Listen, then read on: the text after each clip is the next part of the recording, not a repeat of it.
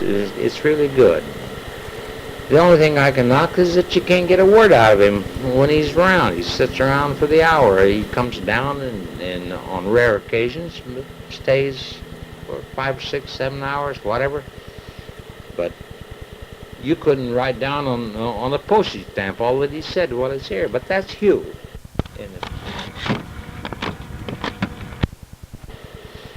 I do know this from experience that if I ever went to Hugh in need of anything, he never even asked questions why or where or when or anything else. He just came across. Maybe with a little reluctance, but he never lets you know it. Because I've asked him a couple of times for help, and he's come through with it. So, I think that all in all, it can and should be a pretty close and pretty nice family that we have here, that we have neglected in putting together as a family. So I'm all in favor. Of course, at my age and so forth, it's more important to me, I guess, than it is to anybody else. But nevertheless, I am anxious to see that we have some kind of a little close relationship among ourselves. Because if you lose family contact, what else have you got? Name me any nationality or any people that don't coordinate their thinking and plans and so forth, exchange ideas and so forth among themselves, whether mafia or whatever. They always get together as a family and at least exchange ideas and what is the next move, you know. To me, this is kind of important. So, my beans are getting boiling hot, and it's now 6:15 on Friday, and so I'm going to sign off for a few minutes, or maybe a few hours, and be back with you a little bit later.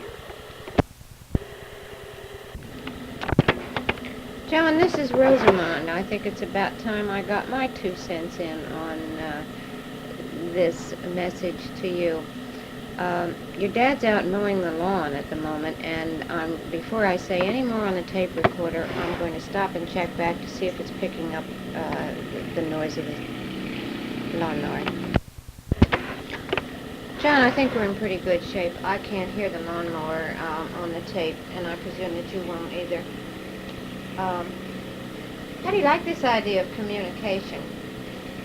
I initially had the tape recorder for use in school, and this is a little side benefit that we've come up with. My sister, or my stepsister, and I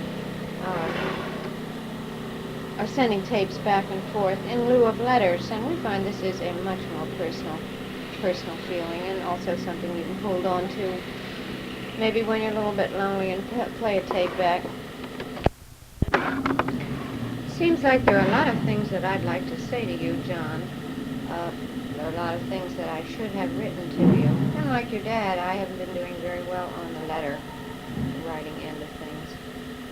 I have to speak for myself. I know your dad feels the same way, but let me speak for myself on the fact that your marriage has broken up. I know that this is a very hurting thing, and in hearing about it, I hurt for you a great deal. This is a very painful thing, and I know that you must have been driven pretty far to have brought this about. I'm certain you've been quite hurt, and we're very sorry about it. If there's anything that we could do to help, I'm sure there isn't. It sounds to me as if you're doing quite well. You've picked up the pieces and have a family there where you are. And I'm so glad that you have the opportunity to do this. The minister's family has evidently been quite good to you, and it sounds as if the minister's daughter is a lovely person. This is very good. I'm glad you can do this. The hurting about your daughter is a very real thing, and probably always will be. I'm sure you'll be able to do with this. It's, when things have to be, why, we manage to live through them. As your dad said earlier, I hope when you get to court and make your final settlement for divorce or whatever, that you do make out pretty well as far as alimony is concerned. We were told the other day by somebody who works with the IRS that evidently alimony payments are not a reciprocal thing from state to state. In other words, what he was saying to us, if somebody is burdened with an extremely high alimony payment, they can move out of the state. That is one solution. That I wasn't even aware of this. This was quite a surprise to me. John, let me reiterate something that your dad has said to you, but let me say it all over again. We want you to know that you are welcome here with us at our house. We have a spare room. As a matter of fact, we have 2 spare rooms, if you care to count the one that we call the junk room, where I iron and I sew and I type. But we'd be happy to have you whenever you can come. And of course, your girlfriend is welcome. I think I've heard her name, but at the moment I can't remember. But please feel that you are welcome. This is home for you anytime you're interested, John. So just feel that you can fall in or whatever. Please. First of all, we'd love to have you. We'd love to have you for a visit or whatever time you think you can get away. And if you can get down, we may be able to get Hugh and Carol down or get together in Daytona or something. Sounds like maybe we might all be about due for a real Nicolay family reunion in Florida. Let's see what we can do about that. It'd be kind of fun to have something like this to look forward to, anyway. This Nicolay family doesn't get together as often as they should. And listening to the tape, I heard your dad tell you about Hugh's house. And, oh, it's nice. It really is.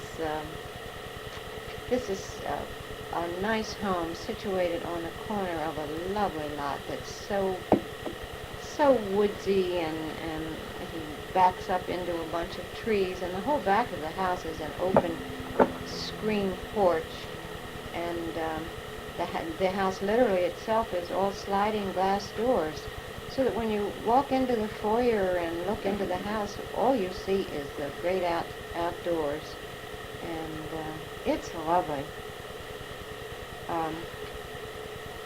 On our Christmas visit, I guess I pretty much got the shock of my life with Hugh, because Hugh seems to be a very different person now that he is in his own home.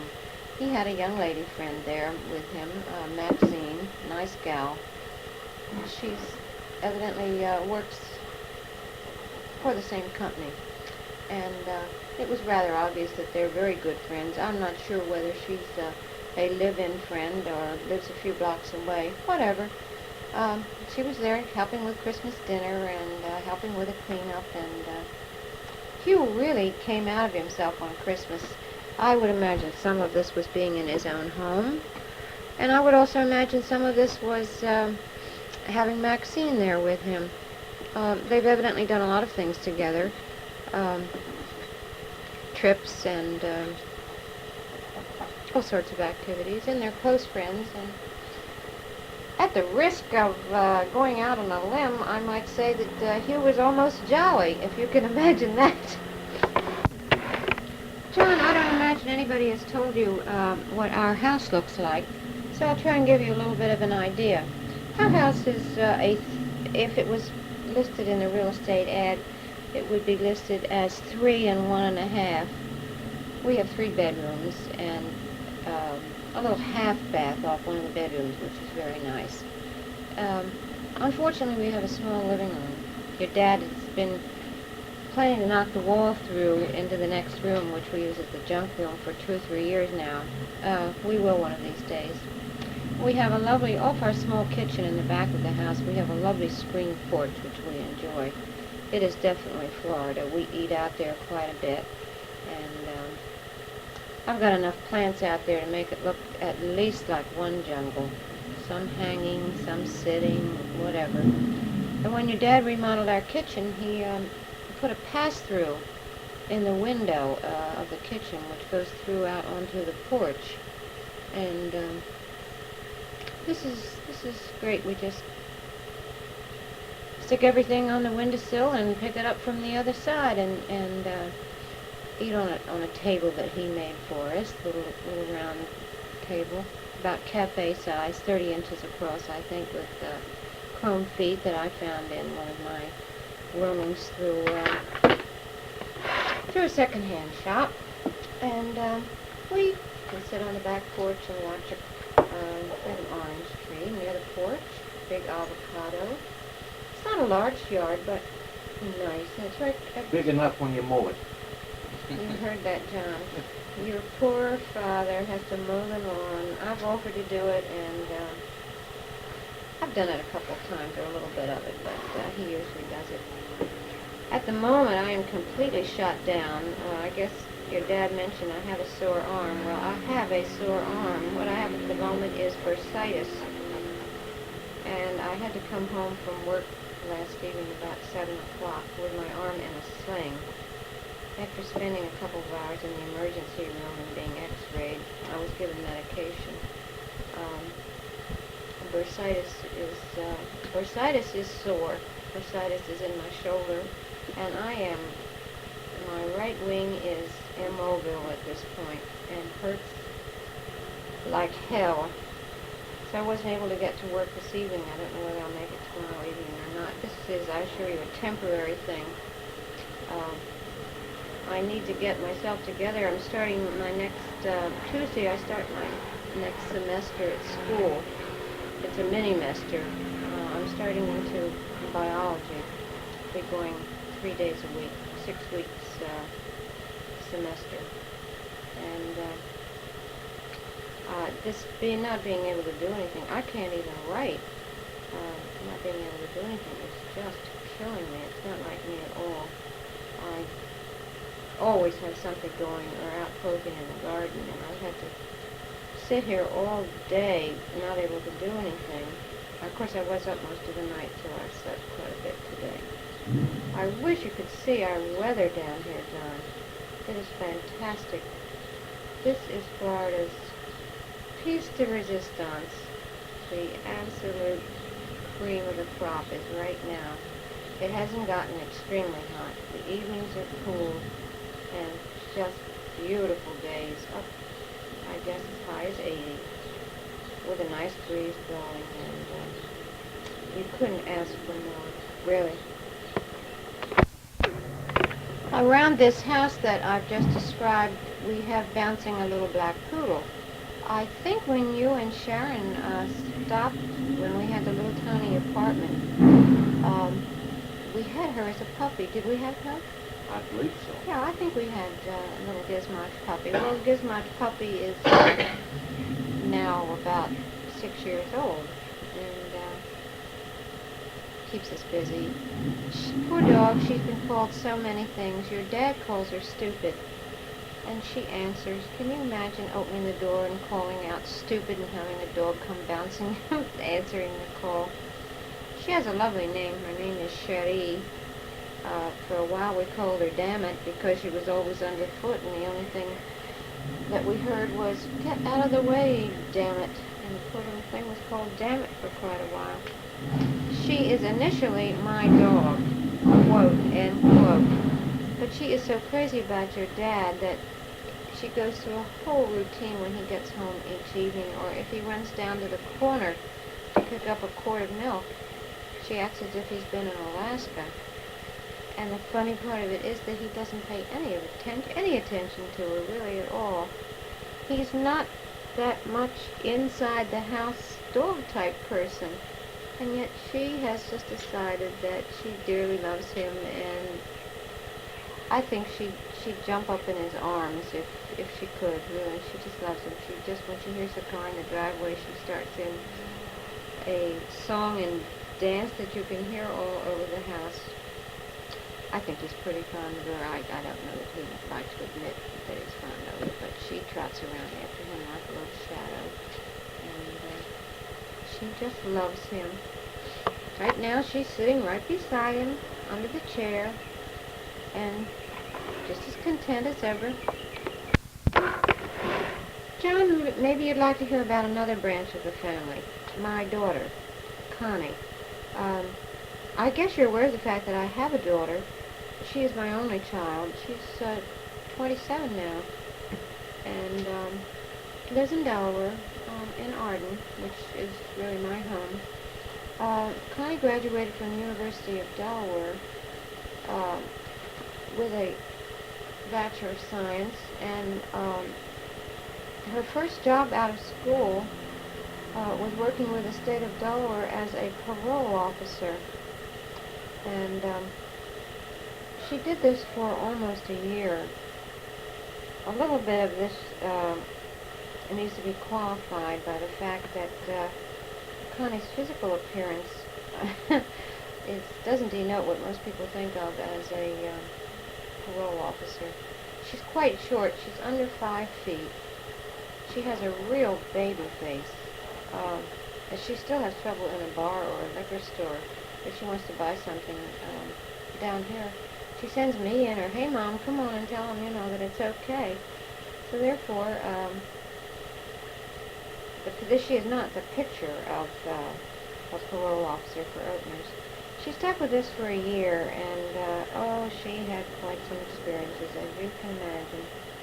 She's a rather sensitive person and prone to, unfortunately, believe what people say to her or accept a promise at face value. And she got herself into painful situations, bringing all of this job home with her, because you can't have, evidently, being a parole officer, you just cannot have faith in all of the great outside world. And one of the things that Connie does lack is street sense, and I guess you know exactly what I mean. And the people that were her clients know the streets and know every trick of the trade, and I'm sure they had no trouble whatsoever pulling the wool over her eyes. So after a year of parole officer, she finally put in her resignation. She just was not able to hack it. She was spending every ounce of energy she had and coming home very unhappy. Whenever she had a failure or somebody left the state or broke parole and was picked up and possibly put back in jail, it just broke her heart. And so it's pretty obvious that she's not parole officer type material. At the moment, she's attending night school, picking up a couple of additional courses, and is registered to attend nursing school starting in September up in Delaware. She's undecided as to whether she will do this at the moment. She's working part-time and going to school part-time. That's the last word that I heard. She needs to make a decision before September. She has been accepted and is set to go into the program if she wants to. She is unmarried. She has spent quite a bit of time here in Florida with us. She's been down with a friend off and on, been down several times by herself. As a matter of fact, she's driven down twice by herself with a large, fuzzy, brown poodle-type dog known as Frederick. Frederick is a marvelous part of the family. Frederick was Connie's housewarming gift from me when she graduated from college, 2 or 3 Junes ago, I guess it was. Connie is living in a house that belongs to my sister, 2 blocks from Barbara's, and it has plenty of room, darling little house. And she moved into the house when she graduated from college, and I went up for commencement, and the next day she and I went dog hunting and went to a Humane Society. Now, the Humane Society in Delaware has got to be one of the most unique humane societies in the country. As you may or may not know, the state of Delaware is subsidized by the DuPont Company. And the Humane Society in Wilmington, at casual glance, looks exactly like somebody's private estates. There are large gates that open when you arrive, and you drive down long, winding drive through rhododendron and dogwood trees and arrive at a lovely brick building. And this is the Humane Society. The front lobby looks like, the lobby in a hotel, in a Holiday Inn or a Ramada Inn. And the caged area where the dogs are is just unbelievably clean, as you can imagine. A great deal of help back there, attendance. And this is where we found Frederick. And Frederick was about 6 months old when we picked him out. And so that's about the only grandchild that I have at this point. Frederick, he's a darling dog. We love him. He comes along, and I even don't have a fit when he digs a hole in the backyard, and I think that's grown quite a bit. We haven't seen Carol in quite a while. The last time I saw Carol was at Christmas, and I think your dad's been up since then, briefly. Stopped in. I don't know how long it's been since you've seen Stevie, John, but he is quite something. He is getting to be quite a young man. He's quite precocious, I guess you're probably aware of that. And he was showered with gifts at Hugh's at Christmas time, and I was enjoying every moment of it. Carol was had Jim with her. I guess John wouldn't know who Jim. Probably knows who Jim is. He probably hasn't met him. At Christmas time, Jim was living with Carol, but since then they've broken up again. I guess they have sort of a swinging door arrangement. They date sometimes, and he lives elsewhere, and then Jim lives at the house for a while. Jim's a nice guy. I liked him. I found him to be quite pleasant. I would say, offhand, at a casual meeting, he certainly lacks the strength and direction that I feel Carol needs in a man. I got an undertone of Carol wiggling her little finger and Jim saying, "Yes, dear." I really don't think that's what Carol needs, but he is an awfully nice guy and very good with Stevie. Carol looks good. She's hanging in there. For some reason or other, she decided to go all out this Christmas with gifts. I was quite surprised. It was quite apparent that normally when we're together at Christmas, we buy gifts, and normally Carol has not bought gifts. We've all known that she could not afford them. This year she had gifts for everyone, quite nice gifts. She gave me a lovely little shell candle holder for, I have it hanging in the kitchen here, as a matter of fact. And Dad, a lovely shirt. She gave us drink coffee mugs, beautiful coffee mugs. A lot for Christmas. We'd love to be able to see more of Carol. I think it'd be great if they were down here in this area. I'd love to do things with Stevie. One of my interests happens to be that age child. I would like very much to be able to do things with Stevie. Take him to the zoo down here, which is a particularly outstanding zoo, and take him to children's theater or maybe one of the children's concerts or things. I miss having a child in my family, and I happen to like Stevie very much. And I have a feeling it might do Stevie a lot of good to be a little closer to family. He has got a most unfortunate arrangement there, a week with his father. Oh, is that wrong? Is it 2 weeks? Yeah, it's 2 weeks with his father and 2 weeks with his mother, and I can't help but think that that's slightly detrimental. It may not be apparent right at the moment, but that's an unfortunate arrangement.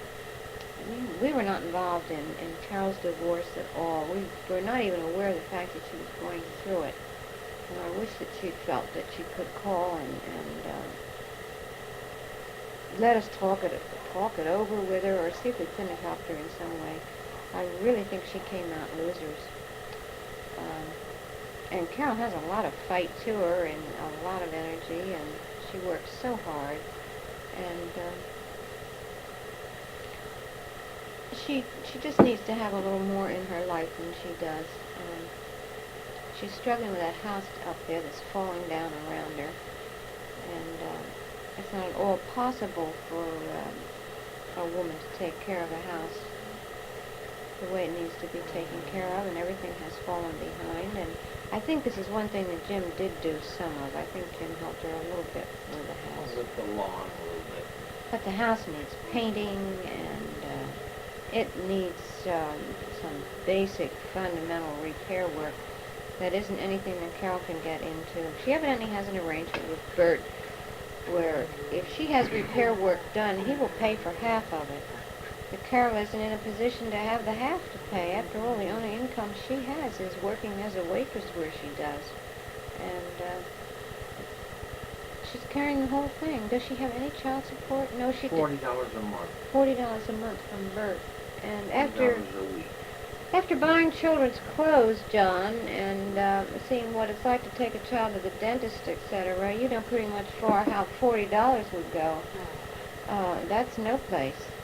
So she's having a real struggle, and we'd like to be able to send her a couple $100 a month, but I guess you've gotten the impression that we're not in a position at this point to do something like that. We do worry about her, and we really wish she wasn't that far away.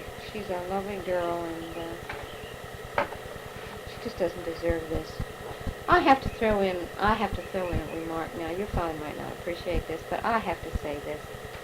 I guess you know that when we were married in Daytona, Carol and Bert were part of our wedding party, and that was the first time that I met Bert.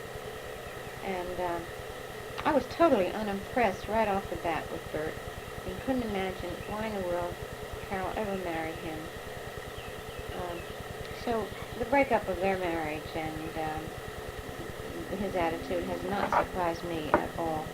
Your dad may not appreciate me putting this on the tape, but I just have never cared for him. John, I guess that you get the impression that we treat these tape conversations very informally. We more or less approach the sort of thing. At the moment, your dad and I are sitting at the table in our small dining room. But we approach the conversations on tape as we would if you stopped in for a cup of coffee. So my making the remark about Bert is something I would say if you were here. And your dad said, "Yep, I agree with you." Didn't you, hon? Yeah, absolutely. Well, anyway, you know your dad, and he's a pretty nice guy, and he's not one to put anybody down, and he never had much to say against Bert. I guess I never did either, but they were here. Oh, I know when they were here together. When Mom was here from Detroit at Thanksgiving, and the whole family were here together, that part of the family, and Bert and Carol were here. And Bert never entered into the spirit of Thanksgiving or the dinner or any of the fun part of the situation at all. He was very withdrawn, and the impression that was given was that he really could not wait until the visit was over and he could get in the car and get back to Daytona and whatever, whether it was his girlfriend or get away from a situation where he had to be present. I don't know. That was the last time I've seen Bert. So, I think that's the last time that I saw him, too. probably, yeah. I hadn't had any contact with him whatsoever. I don't know. His relationship with the family gradually grew away, not closer, but away. It started out, he was close, and as time went on, it grew away. And unbeknown to us, this other affair was going on. So it's just regrettable that it turned out that way. Well, he went with, didn't he go with that, he went with that girl for about 3 years. Yes. And didn't Carol and Bert separate once? Well, I don't know if they did or not. I don't mean separate. Well, he went up to Carol visit his aware. family, and she asked him to make a decision between the girl Yes. and her. And she was aware of it a long time before anybody else in the family was aware of it.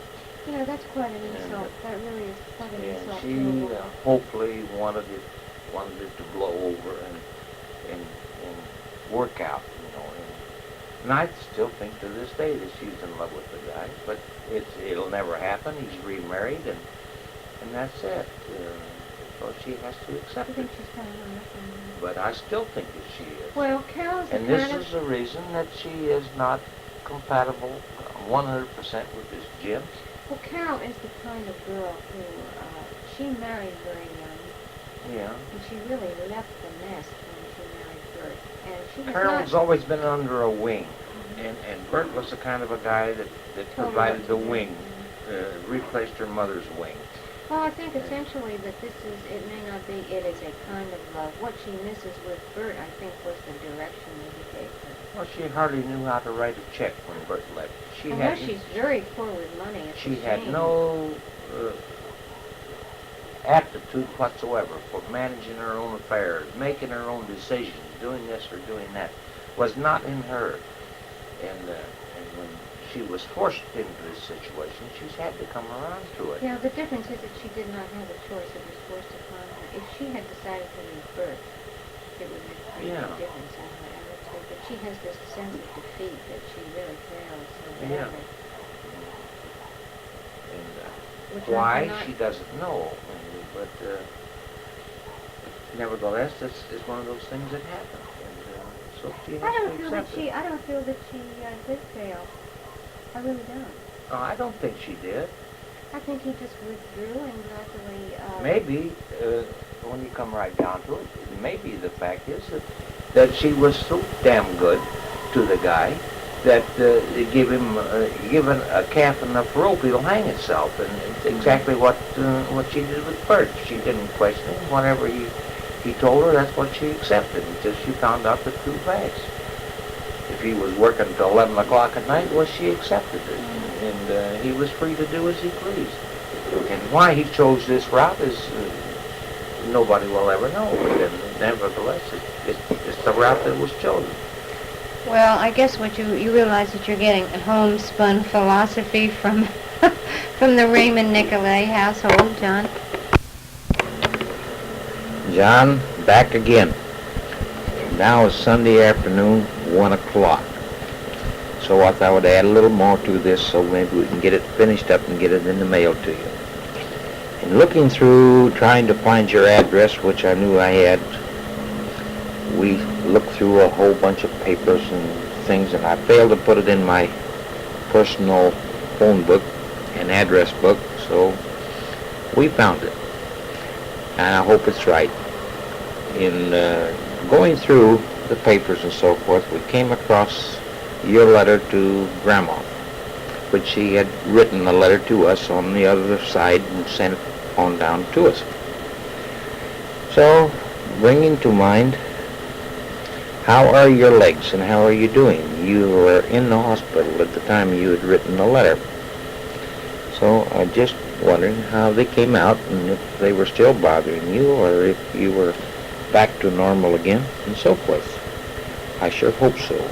I've had my share of troubles with feet, legs, and so forth, and I know how disagreeable it is, especially at the time that I had my kneecap broken and walked on crutches for a long time. That was back in Michigan, and I really did suffer with it for a long, long, long time. But fortunately, it bothers me very little anymore. I favor it a little bit, but it's not anything that's really bad. I do have a lot of backaches, and nobody seems to know why, and doctors can't pinpoint it. But I manage to get along. If I don't put in too long a day, why I get through it. Long towards the latter part of a long, hard day, why my back hurts so bad I can't hardly pick anything up off the floor. The doctor did give me medication for it, but they're just pills that kill the pain, but they do help. No, they're not painkillers. But, well, Rosemond says they're a muscular relaxant. Anyway. What happened was you relaxed your head. My head needs relaxing. Well, anyway, so much for that. So, back again after a short rest. Just came back from across the street. We have a very nice neighbor across the street from us that we visit quite frequently, or at least I do more so than Rosemond. But he's real nice, and he has just recently gotten himself a little farm up near Gainesville, a little small town area, way back in the boondocks. I've been up there once with him and saw it.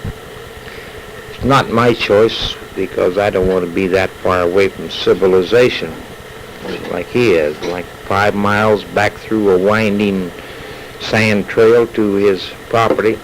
But that's what they want, and more power to them. I admire them. They're going to move up there in July and give it a try. They're taking a leave of absence for a year from their jobs and see what's up there and what they can get and whether they can make it permanent or not. They're looking for a trailer to put on the property. They have a small camper type deal on there now, which gives them quarters. They have the electricity in and their well and pump and so forth. Every time they go up in the season, why they bring me back a bunch of blackberries, which I dearly love. They grow wild up there, and they always manage to pick me a couple or 3 quarts and bring home to me. And I really do enjoy them. Wild blackberries are one of my favorites. So, we're getting near to the end of this tape, so I thought I would try to get it wound up so we can get it in the mail to you. Not too much else to say down here on this end. So, I guess Rosemond says, just in case you don't have it or should want it, I should give you our phone number. Maybe even a street address you don't have. Our street address, take a pencil and jot it down in case you don't have it, is 6845 Southwest 22nd Street, Miramar, Florida. What's our code number? 33023 is our code, area code number. And our phone number is area 305-983-1002. We're listed in the Hollywood book in case you ever need to call me or want to call me. You can always get it through information because we are listed in the Hollywood phone book. Hollywood and Miramar are side by side, so to speak. Miramar was another town that sprung up right at the edge of town, and it's grown quite well, and it's a pretty nice little community. Halfway between Miami and Fort Lauderdale. It used to be a real nice area, but I'm a little sick of it right now. Keith across the street is really the only neighbor that we have that we have anything to do with. The rest of them are kind of standoffish, don't get along with them too good, or no arguments, just not much to do, you know how people are. So and lots and lots of kids and dogs by the hundreds, and it's just, in fact, right back across our backyard fence, the lady and her 2 sons that live there have 4 great big German shepherds, which all but come over the fence every time you get in the backyard, and it's very annoying. They so far haven't come over the fence, but one of them, or a couple of them, chewed up the mailman real good here a while back, put him in the hospital for several days. He had several, I think he said 13 stitches taken in his tongue. Can you imagine a dog chewing your tongue away? He really was bitter. But my peanut butter sandwich. She says I'm ruining her peanut butter sandwich. But anyway, just one of the many reasons why I'd like to change location, but can't do it right away, so bide with time, that's all. Hopefully someday I can get out of it. Because it's not... John, please call or write. Yeah, Rosemond says, and I guess you heard it, please call or write. Or come. Come would be better. We sure would like to see you. I wish you could And Debbie. make some plans. Also, in Mom's letter, which we found, or the letter to her that you had written, we found that your friend's name was Debbie. If it's still existing and so forth, why, give her our regards. Bring Debbie or any chick. She says, bring Debbie or any other chick. Oh, well. As I know this tape is very near its end, I'm going to say goodbye to you, John. And please let us hear from you. Let us know how things are going. We do think about you so much and are so concerned